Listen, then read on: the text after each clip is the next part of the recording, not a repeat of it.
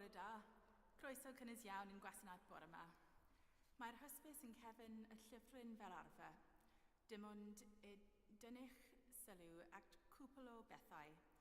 Mae gwasanaeth nesaf diwedysgwyr am hanner awr wedi 12 ar Awst, y 4 ar 15, ac mi fydd cyfle am sgwrs dros ginio hefo siaradwyr newydd eraill. Dydd Sadwrn nesaf yw'r te hufen yn y Gaderlan, rhan o'r Gwylhaf Bangor. £5 y person, blant am ddim, bydd yn brynhawn gwych, felly cefnogwch hwn os gwelwch yn dda. Hefyd, cofiwch am y gwasanaeth trwyddedu a sefydlu dydd Sul nesaf, Awst y 19 am hanner awr wedi 3.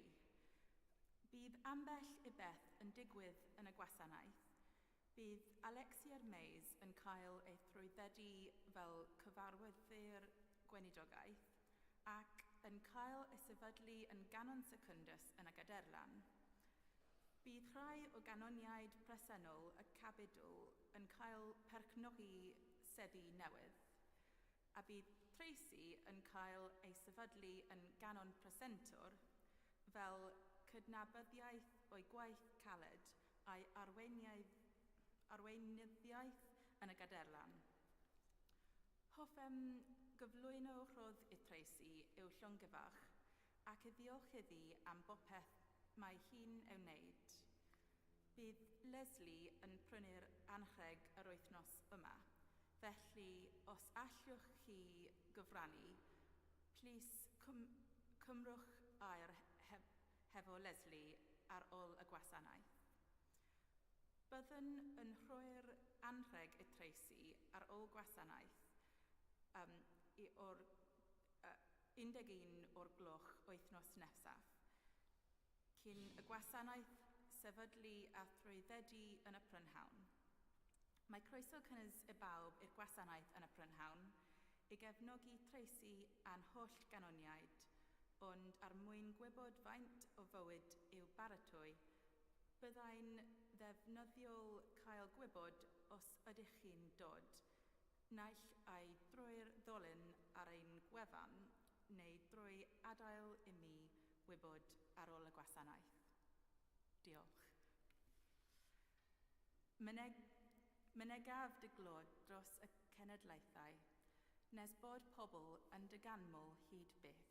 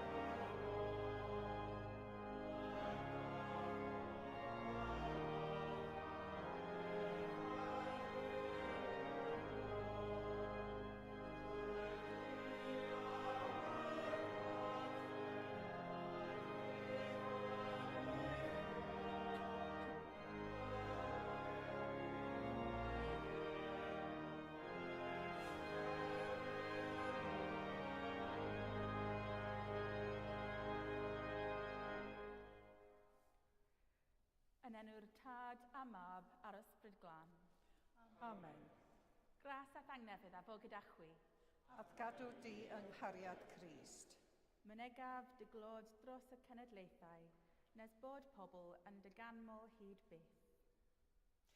Gan gynnwys i ddathlu'r cymyn bendigaid er gogoniant i ddiw, yn baratawn gan gyffesu ein pechodau. Gan ymddiried yn aioni ein tad trigarog, wedi'n cynnal gan addwynder Iesu ein cyfaill, ac wrth weld ein bywydau o'r newydd yn llewyrch yr ysbryd bywiol.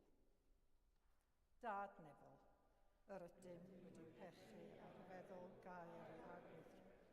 A heb wneud yn hyn o ddylem, mae'n wir ddrwg gennym, ac yr ydym o ddifrif yn medru arham, mwyn draf Iesu Grist a ddarn drosom, mae ddeuau i'r cwbl a'i heibio, ac arwain ni yn ei ffordd i gerdded fel plant y goleuni.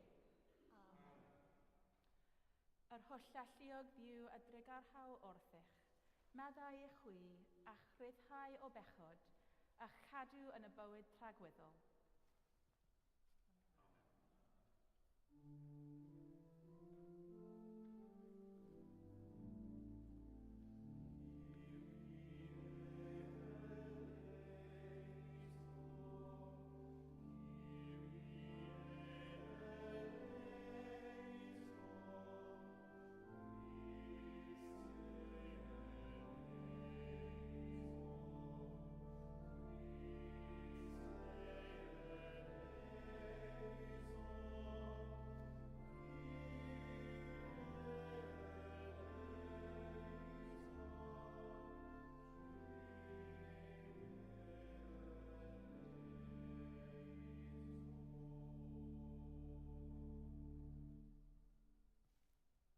Gweddion.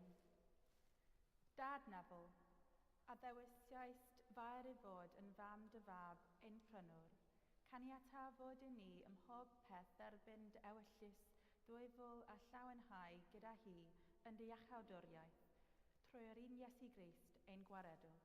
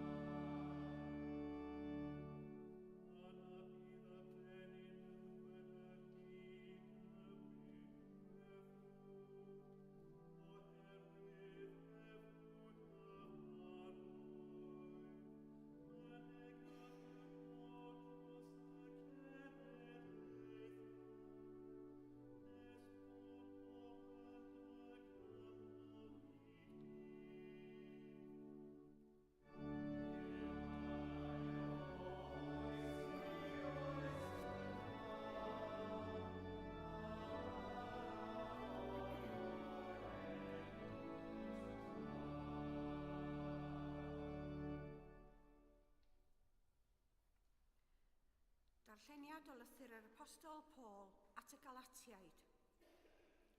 Garedigion, pan ddaeth cyflawniad yr amser, anfonodd Duw ei fab wedi ei eni o wraig, wedi ei eni dan y gyfraith, i brynu'r rhyddid i'r rhai oedd dan y gyfraith, mwyn i ni gael braint mabwysiad. chan eich bod yn blant anfonodd Duw ysbryd ei fab i'n calonnau yn Llefain. Abba, dad. Felly, nid caethwas wyt ti bellach, ond plentyn. Ac os plentyn, yna etifedd trwy weithred Duw. Clywch air bywyd i'n byd.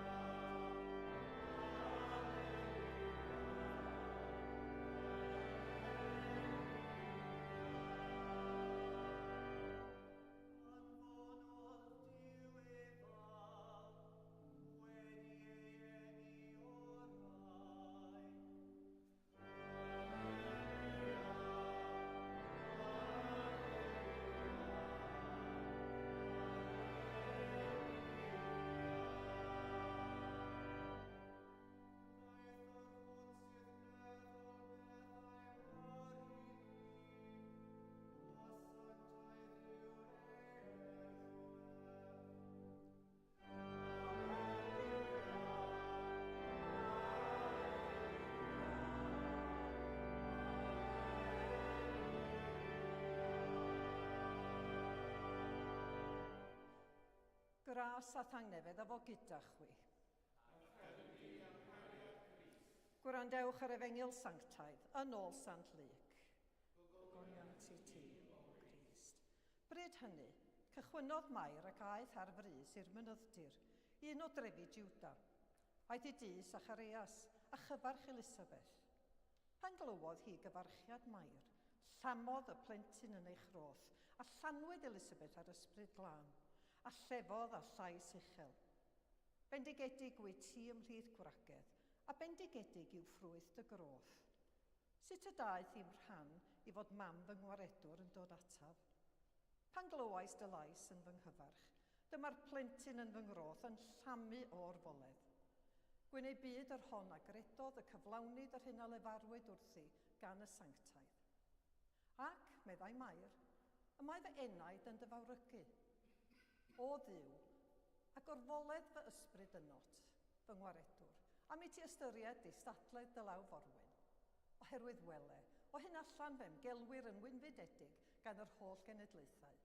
Oherwydd gwnaethos ti, yn nerthol, bethau mawr i mi, a sanctaidd yw dy enw. Y mae dy drigaredd o genhedlaeth i genhedlaeth i'r rhai sy'n dy ofni. Gwnaethos drymuster a thraich, gwasgerais dy rhai balch eu calon, tynnais dy wysogion o ddiar eu gorseddau, a dyrchafais dy rhai distadol. Llwythais dy newynog arhoddion, ac anfonais dy cyfeithogion ymaith yn waglaw.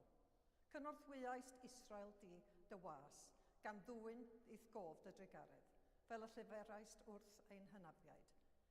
Dy drigaredd wrth Abraham a'i had yn dra gywydd. Dyma Efengyl ein gwaredwr.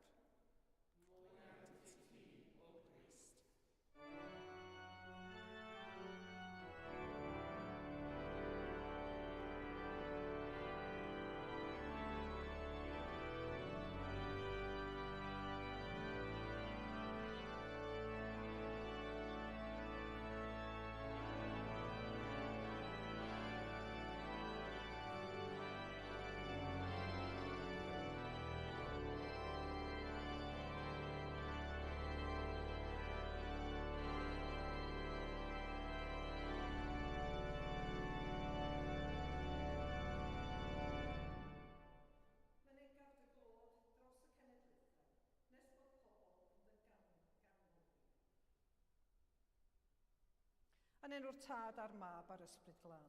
Amen.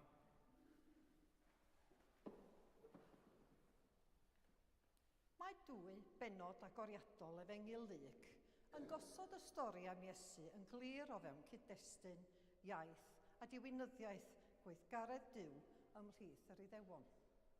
Yn y byd hwn, mae angylion y gweithredu fel negeswyr oddi wrth Duw.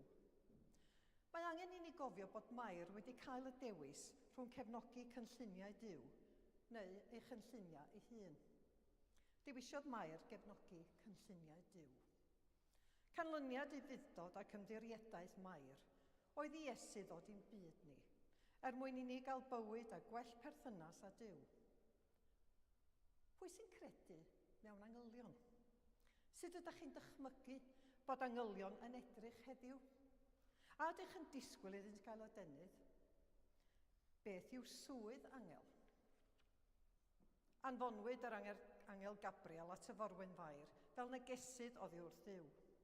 Dychmygwch y sioc a gafodd Mair pan gyflwynwyd neges o'r fath iddi. Dywedodd Gabriel wrthi fod Duw wedi dewis ei bendithio a'i bod wedi cael ei dewis am reswm arbennig. Byddai ganddi fab, mab Duw, a byddai'n cael ei alw'n Iesu.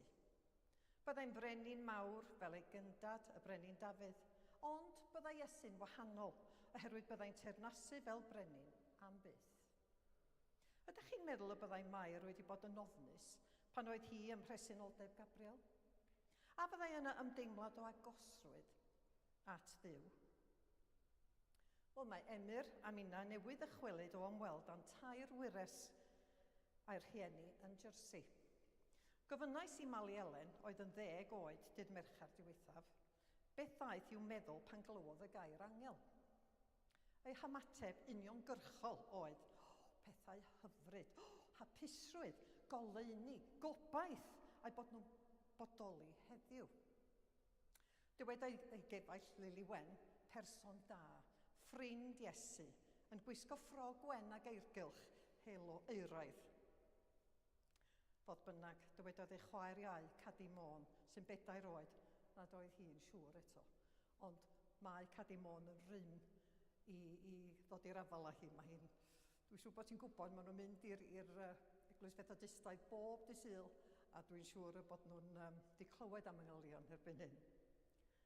Ond sut olwg fyddai ar Gabriel? Gadewch i ni ddychmygu ein bod yn edrych ar yr angel Gabriel. Dychmygwch y llycharedd yn ei wyneb. Mae hyn oherwydd ei fod yn byw ym mhresenoldeb y Duw byw. Dychmygwch y cryfder yn aelodau un oedd yn cario negeseuon oddi wrth Dduw at bobl ddiwisiol Duw. Dychmygwch y pŵer yn yr adenydd hynny wrth iddynt bontio'r pellter oddi wrth yr orsedd ddwyfol a rwy'n cyfathrebu a bodau dynol bregus. Dychmygwch y tosturi yngolwg un sy'n cysuro yn ogystal ac yn aflonyddu, yn enw'r crewdwr holl a lluog. Pa mor barod yda ni ddod ar draws angylion, ym mha bynnag ffurf? Pa mor barod yda ni i'w gweld nhw neu glywed ei llais yn cyfarch fel negeswyr Duw yn pontio nef a deiar?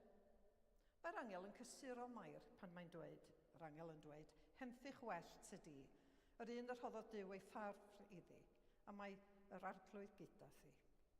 Mae rhaid bod Mair wedi cael neges yr angel yn anodd iawn i'w chredu, ond roedd hi'n ymddiried yn yw a dywedodd, mwy neu lai, fe wnaf beth ynnag mae Duw eisiau. Oherwydd bod Mair wedi dweud ie wrth Dduw, rhoddodd ei dewrder a'i ffydd fywyd i Iesu. Mae cyffes Mair wrth gydnabod yr arglwydd fel ei gwaredwr yn dangos dealltwriaeth ddofn o anghenion y rhai isel, y tlawd, y gorthromedig a'r newynog mewn cymdeithas. Pan fydd rhywun yn cydnabod rhywun fel gwaredwr, mae rhywun yn cydnabod pŵar sydd tu hwnt i'r cryfder ei hunan. A maen nhw'n wneud ag atbrynu. Mae Duw yn cymryd y cam cyntaf trwy anfon Iesu i'r byd i ddod ag iachawdwriaeth trwy alw pobl i feirwch, maddau pechaduriaid, iachau'r cleifion, bwrw allan gythreiliaid a bwyta gyda phobl alltyd. A mae un sylwebaeth yn deud hyn. Mae cyffesu mae Duw yw ein gwaredwr, ond golygu na fyddwn yn edrych at rhyw bŵar arall am waredigaeth rhag yr anhrefn yr ydyn ni wedi'i greu. Ni fydd technoleg, na chynnydd cymdeithasol, na addysg, na digwyddiadau deddfwriaethol yn ein gwaredu ynddynt eu hunan, ac ohonynt eu hunan, o fywydau diystur. Seciwlariaeth anfoesol, a'r gwahanol fatha o ddiraddio sy'n rhemp mewn cymdeithas. Gall Duw ddefnyddio unrhyw un o'r prosesau hyn, ond dylai sail ein hymddiriedau, ein gobaith, ein hymrwymiad fod yn glir. Duw yw ein gwaredwr. Diwyddon pa gynlluniau roedd Mair yn ei gwneud ar gyfer y dyfodol, ond dwi'n siŵr bod ganddi hi a Joseph eu cynlluniau hunain. Roedd gan Dduw gynlluniau eraill ar gyfer Mair, ac yn aml, mae gan Dduw gynlluniau eraill ar ein cyfer ni hefyd. Rydyn ni'n aml yn gwneud pob math o gynlluniau ar gyfer ein dyfodol ein hunain, ond weithiau mae Dduw yn rhoi arwyddion i ni, sy'n ein cyfeirio at gyfeiriad arall. A rwy'n gwybod bod hyn yn wir oherwydd digwyddodd i mi. Am 10 mlynedd anwybyddais yr arwyddion, ond yn y diwedd fe wnes i roi gorau i fod yn ofnus ac ymddiried yn yw. A mae rhaid i mi ddweud wrthych na bym erioed mor hapus. Duw awyr beth sydd orau i ni. Roedd y digwyddiadau dirgel hyn yn digwydd mewn bywyd a oedd yn ymddangos yn gyffredin iawn. Yn amseroedd cyffredin ein bywydau, gallwn ninnau hefyd oroesi unrhyw stormydd a ddaw i'n rhan, ar yr amod ein bod yn adleisio geiriau Mair. Bydde di mi yn ôl dy air di. Mae can Mair, y Magnificat, wedi strwythuro'n ofalus, gan ddilyn comensiynau barddoniaeth Iddewig, gan dynnu o destunau hŷn fel y salmau a chan hana. Mae'r cantigl hwn wedi sibrwd mewn mynachlogydd, ei siantio mewn cadeirlannau, ei adrodd mewn eglwysi bach gwledig gan olau canwyll ers dros 1000 o flynyddoedd, ac mae'r holl fywyd wedi gynnwys ynddo. Mae wedi osod i gerddoriaeth gan Johann Sebastian Bach, mae'r Magnificat yn galw am ostyngeirwydd ac adnabyddiaeth o allu Duw. Roedd Mair yn ostyngedig, yn nifydd ac roedd ganddi ffydd, ond bu'n rhaid iddi ddioddef llawer iawn o dreialon. Byddai hi'n colli Iesu am 3 diwrnod pan oedd yn 12 oed. Efallai bod yn ystyried ei fod wedi mynd yn hollol wallgof pan oedd Iesu'n 30 oed, a byddai wedi profi llawer o boen yn ystod y tridiau hynny yn Jerusalem ar ôl y croeshoeliad. Roedd Mair yn agos at Duw, a mae angen i ni hefyd gymryd amser yn rheolaidd i fod yn dawel a dod i bresenoldeb Duw, i wrando am ei lais a'i arweiniad, ac i gynnig ein heineidiau a'n cyrff iddo, fel pan fydd ar gyfyngau'n taro bod craig solet oddi tanom. Rydyn ni weithiau'n adeiladu'r rhwystrau yn ein bywydau, ond gall angylion dorri ar draws ninna hefyd a'n hatgoffa bod Duw isio trigo o mewn. Credaf nad ydym hyd yn oed wedi crafu wyneb ein potensial wrth gyflawni'r hyn sydd gan Dduw ar y gweill ar gyfer ein bywydau cyffredin ni. Pan rydyn ni'n dod yn agos at Duw, mae Duw yn dod yn agos atom ni.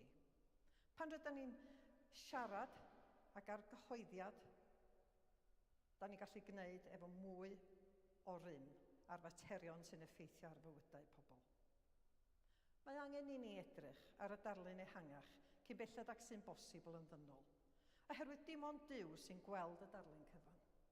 Y darlun ehangach yn stori'r Efengil heddiw oedd bod y digwyddiadau a ddigwyddodd yn portreadu cysylltiad a chyflawniad rhwng gobaith Mesianaidd Israel ac addewid cyfamod Duw i Abraham. Daeth Iesu gyhoeddi newyddion da i'r tlodion ac i roi gobaith newydd i'r rhai sy'n byw bywydau cyffredin. Can Mair. Mae hi'n cynnig newyddion da i'r digartref, i'r diwaith ac i ffoaduriaid. Mae'n gan o dosturi a phryder tuag at y tlawd a'r gorthrymedig. Mae can Mair yn herio polisiau sy'n ymwneud â'r economi, anghydraddoldeb, cyfiawnder gwleidyddol a chymdeithasol, ac mae ganddi bryder am sefydlu'r gwirionedd. Rwy'n gweddio byddwn yn dilyn ei siampl Mair trwy arfer gostyngeidrwydd, ufudd-dod, ymddirieddaeth a ffydd. Felly i Dduw y borgogoniant, a nawr ac am byth. Amen.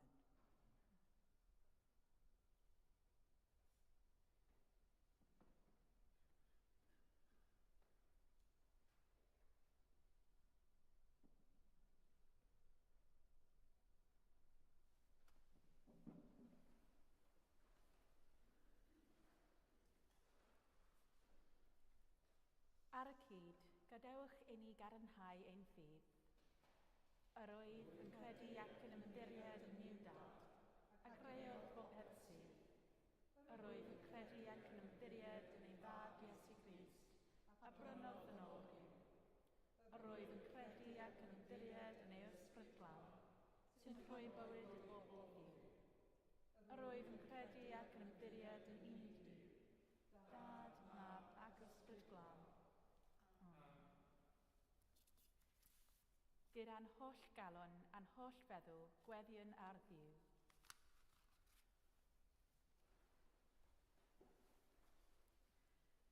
Duw sanctaidd, gweddiwn dros yr eglwys a greuwyd dy ogoniant. Gweddiwn dros Archesgob Andrew, Esgob David ac Archdiacon David, a thros weinidogaeth fynyddiol Eglwys y Groes a gadeilan hon. Estyn i ni dy iachadwriaeth a thegni yng nghyhoeddi dy newydd da. O Dduw yn dy drigaredd, gwrando ein gweddi. Dduw sanctaidd, gweddiwn dros ein cymunedau, y ganed o'th gariad. Gweddiwn dros pawb sy'n byw bywydau bregus a phryderus yn ein cymunedau ar hyn o bryd. Estyn i ni o'r dy ysbryd bywiol a thaionus ffyrdd. O Dduw, yn dy drigaredd, gwrando ein gweddi. Dduw sanctaidd, gweddiwn dros dy byd, a greuwyd gan dy gariad. Gweddiwn yn arbennig dros bobl dioddefus Wcrain, Gaza, Israel ac Iran. Gan erfyn am gyfiawnder a heddwch yn y gwledydd hynny, estyn i ni dy dangnefedd ath gymod gweddnewidiol. O Dduw, yn dy drigaredd, gwrando ein gweddi.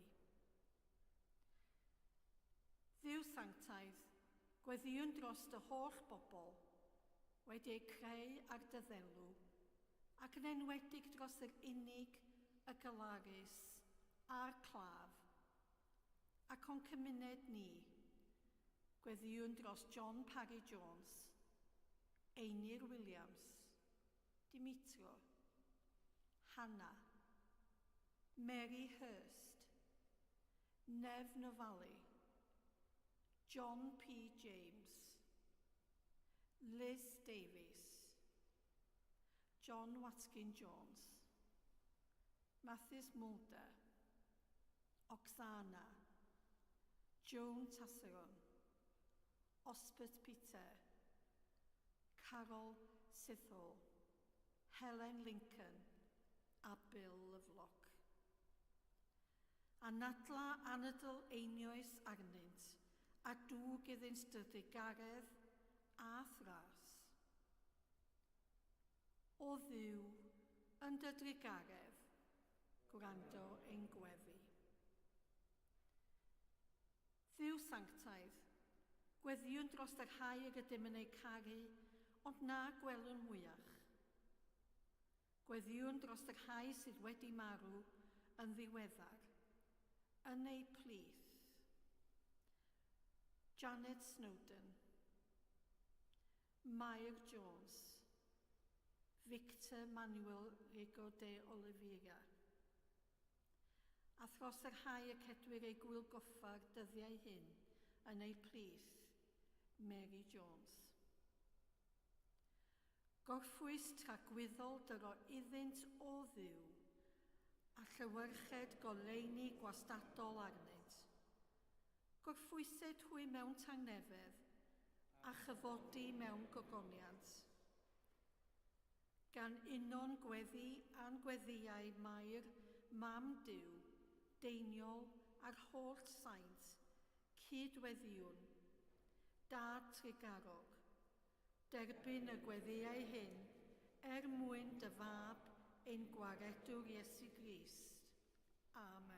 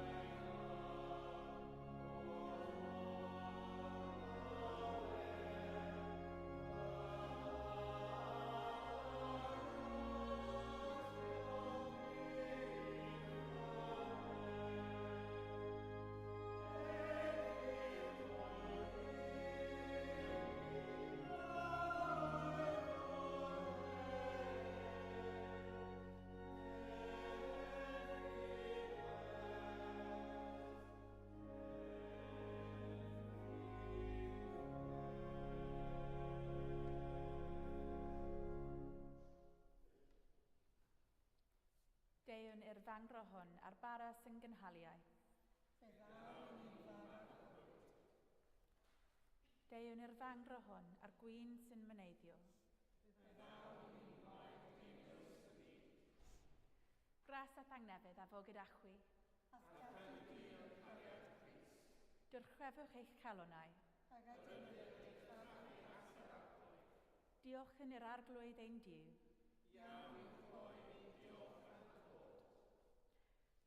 Iawn yn wir, ein dyletswydd a'n llawenydd bob amser ac ym mhob lle, yw diolch i ti, Dad Sanctaidd, holl alluog a bathfywiol ddiw, trwy Iesu Grist ein harglwydd. Wrth ddewis y forwyn faer Fendigaid y fod yn fam iddo dyrchwefaist a chrai, gwylaidd ac addfwyn. Cyfarchodd dy angel hi fel yr un y rhoddais dy fafr iddi, gyda phob cenhedlaeth fe'i galwn yn wynfydedig, a chyda hi gorfoleddyn a dychrafwn dy enw sanctaidd. Felly, gyda llir angylion a holl cympeini'r nef, cyhoeddyn ogoniant dy enw ac ymuno â hwy yn ei hemyn dyderfyn o fawl.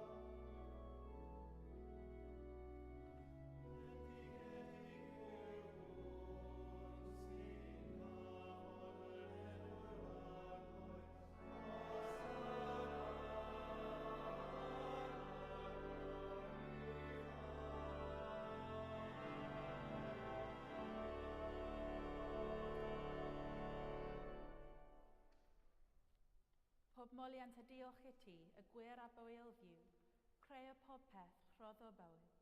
Lluniais ni ar dy ddelo dy hun, ond yr ydym ni wedi dyfwyno ddelo hwnnw a syrthio'n bryn o thogoniant. Rhoddom ddiolch i ti am anfon dy fab i rannu ein bywyd ni. Fe'i hildiais dy farwolaeth fer y cael byd ei achub, a'i atgyfodi oddi wrth y merw, fel y bow yn ef yw ynddo ef, ac yn tai yn omninau. Sancteiddia a thysbryd, a bara hwn a'r gwyn hwn, dyroddion i ni, fel y bont i ni yn gorff a gwaed ein iachawdwr Iesu Grist. Y nos abro dachwydef, cymerodd bara, ac, wedi rhoi diolch, fe'i torodd a'i roi i'w ddisgyblion, gan ddweud, cymerwch, fwytewch, hwn yw fy nghorff a rodded drosoch, gwnewch hyn y cof amdanaf.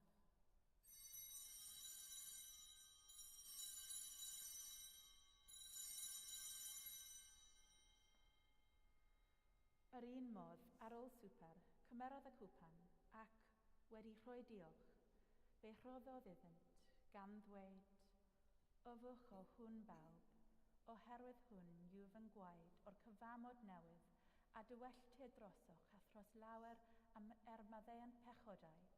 Gwnewch hyn bob tro yr yfwch er cof amdanaf.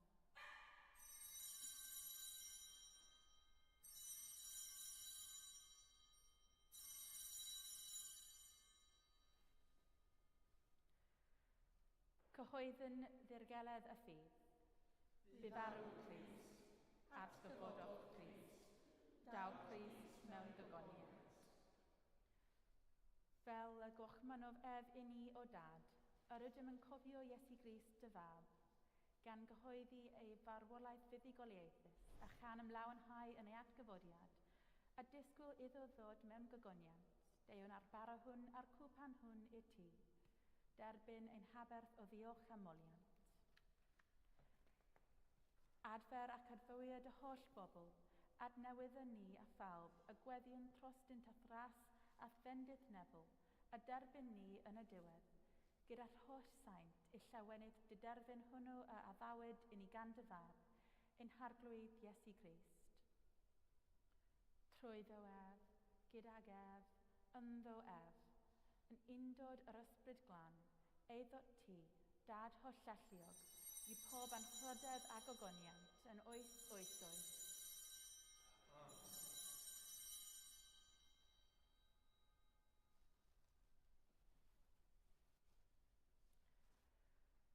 Fel y dysgodd ein iachawr ni, gweddion yn hyderus.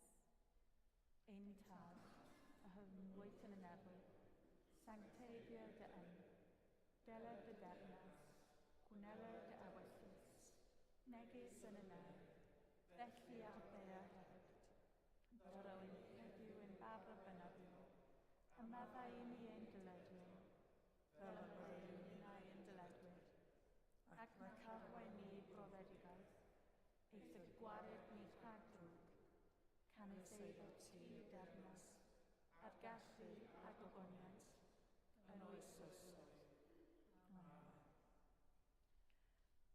Fe'n cysegrir ath ysbryd yn un corff, fel na fyddyn wasgaredig mwyach, ond yn deulu ar dy lun, ar agosatrwydd yn rhodd dy dangnefedd. Tangnefydd y bythol ddiw a fo gyda chwi bob amser. Ath gadw di yng nghariad Crist. Rhannwn arwydd o dangnefedd.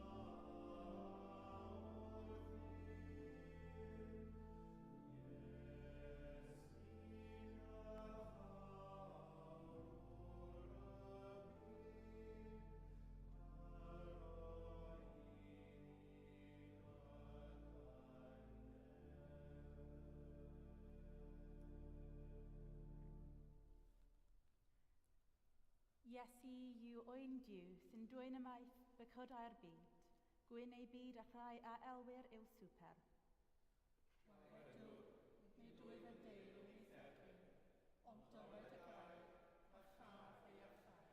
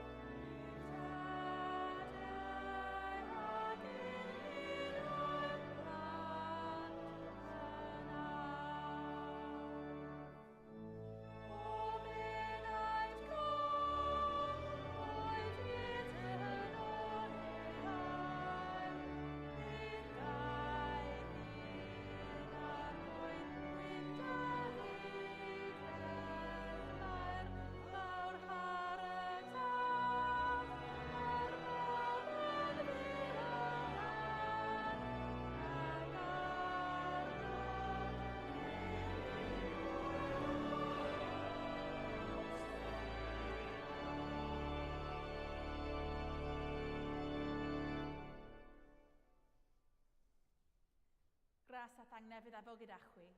A gadw di yng nghariad Crist. Bydded i gariad Crist Iesu eich dwy'n ato ei hun. Bydded i'w rym ei cynnal yn ei wasanaeth, a'i wrfoled lenwych calon, a bendith diw holl alluog, y tad, y mab a'r ysbryd glan, y bown eich plith ac hydrigo gyda chwi yn wastad. Amen. Awn ymaith mewn tangnefedd.